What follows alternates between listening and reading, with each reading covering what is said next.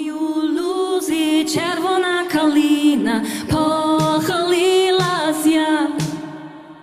Чогось наша славна Україна зажурилась я.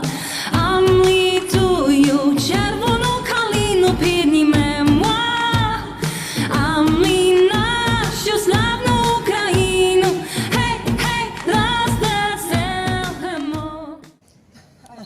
Hi, Madeleine. Hi, I'm Anna. glad to see you. I know about you a lot because of you are a very strong supporter of Ukraine, and thank you that you agreed to speak with me and with our Ukrainian people. Привіт, українські друзі. Hi there. So I would like to ask you a few questions. First of all, why do you decide to make some such strong support to Ukraine, even learn Ukrainian language, sing songs like Червона Калина, and so much support from German singer? Why do you decide to do? That is one very easy answer for me. It's love. The motive is love. You know, when it first happened, when the war started, I mean, when this war, the war of aggression invasion started, before that, I didn't have that strong of a connection with Ukraine. But when it started, and when that song came to me, because I really have to say that song somehow discovered me on YouTube because it just popped up somewhere, it kind of was a initiation of love. It was a crush. It was really deeply touching, and it really touched my heart. And if I could compare it to a relationship, because I feel that is what we are having, I feel we have a connection. I really feel like being in a relationship with Ukraine. And when it first started, it was like a crush, like, oh my God, this is so heartbreaking, like a crush, but then, you know, a negative crush, but also positive because it was kind of opening my heart. And then after everything that happened, that crush has somehow turned into love. Yeah, that is how it feels for me. There's friendship that has been growing, and connection that has been growing, and of course I get to know more and more people, and I hear their stories, and that touches me again, and that inspires me. And I would always compare it to that first song that was just something that touched me, and I threw something out into the world, and then this huge wave came back from Ukraine especially. Then this inspired me because people say, thank you, you're so strong, and what you're doing is so strong, and thank you so much for what you're doing for Ukraine. And I'm like, yeah, but thank you, because what you are doing is so strong. You inspire me. I mean, Ukraine is my inspiration. I am so grateful that this connection was born out of this disaster, out of this tragedy, because it's somehow, you know, Ukrainian supporters are people that follow me and that are connected with me through the music.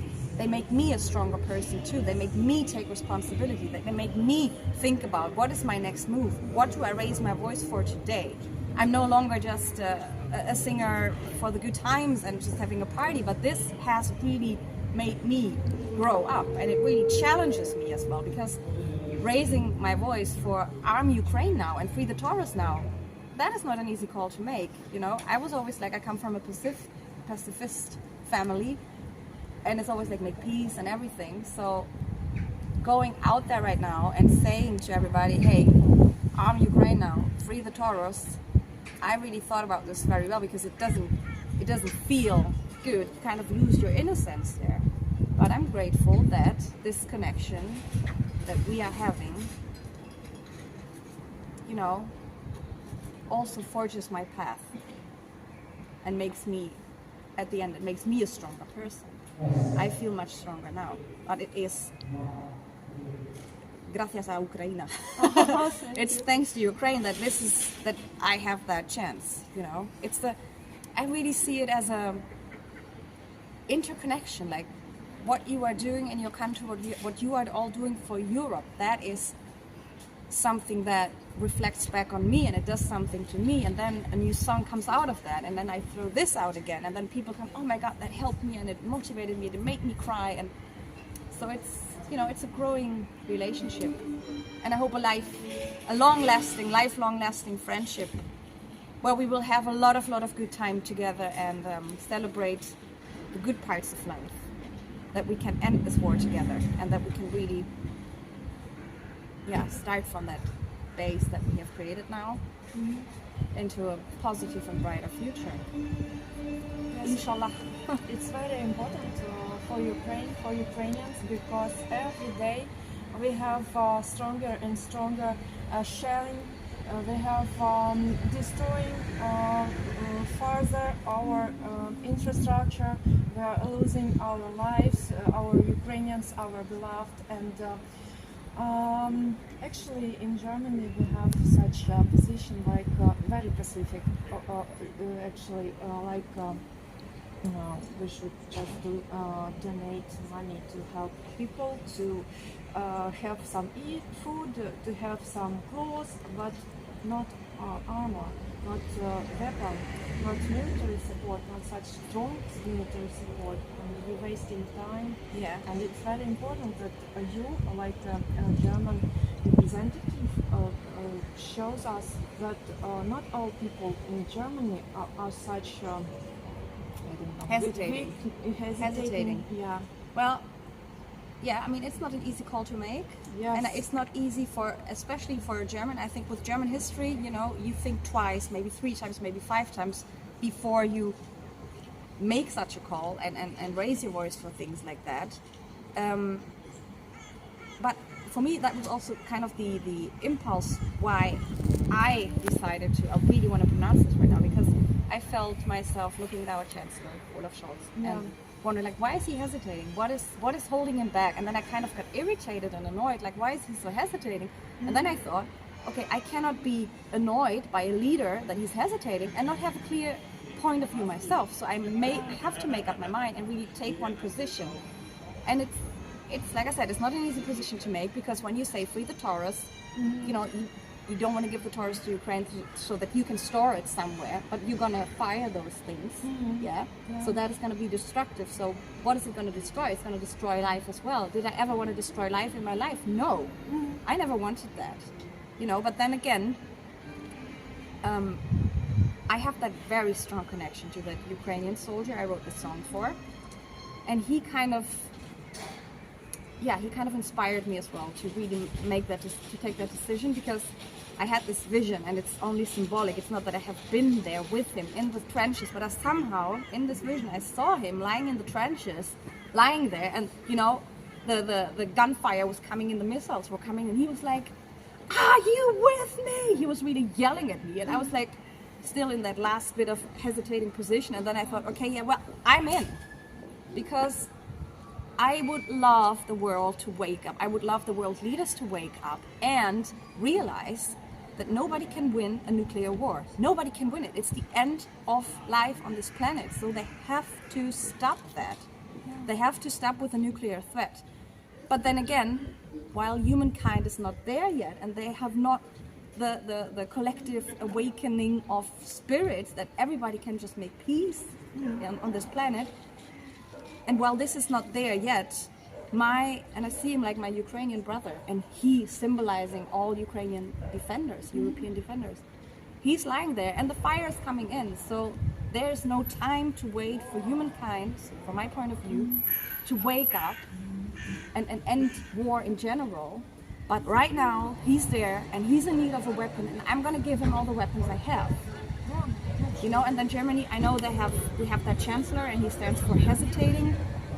I don't know why. I mean, from what I know, Germany has delivered way more weapons than France.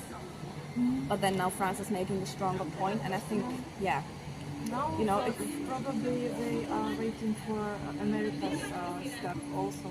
Probably. we will see. I can only do me, and I can only also pray for my countrymen, for my other Germans who are just like, oh, I don't want to hear about it. Yeah, I'm gonna go have a party. For those people as well, to raise your consciousness. Oh, Мою лузі червона калина похилилась я. Marlene, can you please tell me why you decided to learn Ukrainian language? It's not a really simple language, as I know. It's very difficult for German. It's fucking hard. Yeah. Well, again, the same answer. Is again love. You know, when that song touched me, the Kalina, first I didn't understand a word of it, so I was really like, oh, what does it mean? I have to find out. And I looked it up. I couldn't read the writing because it's completely different writing. That was the first start. Music was my first start. Then of course I wanted to know what am I singing. So with the songs I have translated, I also found out what does the lyrics mean and so on. And then I had this performance for Zelensky when he came to my hometown. And I thought in Aachen, yeah. Last year in Yeah. Aachen, when he was Yeah. awarded with Ukrainian people. Yeah, Yes. yeah. So when I had that performance, I was okay. I really want to say a couple of words then to him, to the Ukrainians, and I thought, okay, if he comes, I gotta learn the language. I have to know what I'm saying. So then I started, and with many cramps in my hand, tried to. But I'm not as quick as I hoped, and I realized that I'm really scared to fail because it's so difficult. I'm really like, oh my god, it's so hard. But then again, the love factor is like when I had that vision of my Ukrainian brothers saying, "Are you with me?" There I realized, okay, it's kind of a commitment as well. If you were in a love relationship, you would also learn the language of your partner because you really want to know him. Yeah. So, and I really want to know Ukraine. That is why I'm trying to dive as deep into the language as I can, because without knowing, understanding the language, you will always be kind of outside of the culture. There's always one piece of the culture that will always be ununderstandable for you. But if you know the language, then suddenly things open up and But probably it's not so important. Too much people in Ukraine still thinking about like, you know, we understanding Russian language, for example, and don't worry about Ukrainian. We can just translate, or actually in German language also, you just can translate in default. yeah. What does it means, and that's all. I mean, everybody has to decide that for themselves, right? I cannot tell anybody what to do, and maybe for me it's easier to learn a language, so I wouldn't expect from all my German friends to learn it because I know it's difficult.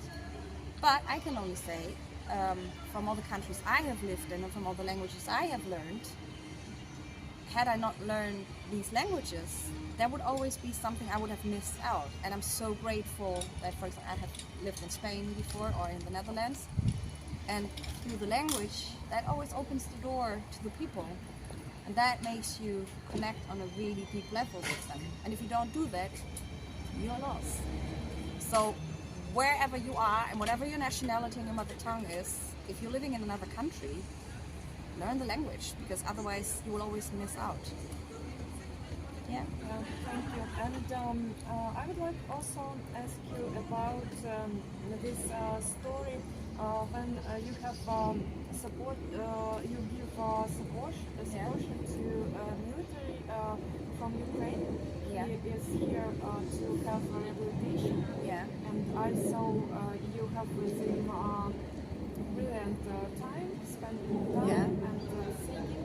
Yeah. And wearing the military, your Yeah. military Yeah. clothes. Could you please share about Yeah, it? that story. How did I end up wearing a uniform again? What was that about? Yeah. Also different layers of development. I met this Ukrainian soldier who's now in Germany recovering from his injury. And it's with a question mark. He's sitting in a wheelchair right now. And the question is he going to be able to move freely, completely free again? So that was a story that really touched me. And meeting him, I also, I met a very strong person. I met a very strong soul, and he inspired me to write that song. In that connection with him, there was that vision where I saw him in the trenches. I mean, you know, just like in my mind, not really being there. And I made up my mind, and I took that decision. Okay, Germany really has to support Ukraine right now with arms. They have to free the Taurus. They have to arm Ukraine now. So putting back on my uniform for me was the symbol of, I'm German, and I'm putting on combat wear now, representing Germany, ready to fight with Ukraine. Not only because we can always say like stand with Ukraine, but how am I standing with Ukraine if I'm standing next to my brother who's in the trenches under fire, and I'm standing there, yeah, stand with Ukraine, and not doing something? That is not helping. I wish it would be different, I really do, but if somebody's beating up another person, I can stay next to that and say, oh yeah, stand with him, or I go in between and separate the two. But I cannot, they always say like, create peace without weapons, while one person is using weapons all along. Yeah. So if somebody's beating up another person with a stick, either I take away the stick, or I give the other one a stick as well to make it. I cannot just let it happen, from my point of view. And how can you stop it without some strong things to stop this beating, for example? Yeah, you should Yeah, you have- also to make If some something- people, you should be recognized somehow. When, for example, we in our regular life have some attack from Yeah. some other people. Yes, we call him a police. Oh, that is what I'm thinking all the time. I work in court, If there's a criminal, police will maybe investigate sometime, maybe observe sometime, collect evidence, but then they're gonna arrest, and it makes click-clack, handcuffed, and he's gonna be taken away. And I wonder, when is this gonna happen? We have enough evidence. There's so much war crime. Arrest the guy, Yeah. take him away. What more? What are you waiting for? Where's that international police? That is my wish for the future. We need an international police. I'm gonna be head of that. Yeah. With all the languages. European Police Department, here we go. Arresting these war criminals all over the planet. And just put them to The Hague, because we have that court, we have the institution. So I don't know what they are waiting for. I really don't. Maybe they know things I don't know. Maybe they think I'm naive in what I'm saying. But knowing from what they let us know, this is my point of view. Fuck that. Thanks a lot. It is very strong answers, and you are very brave.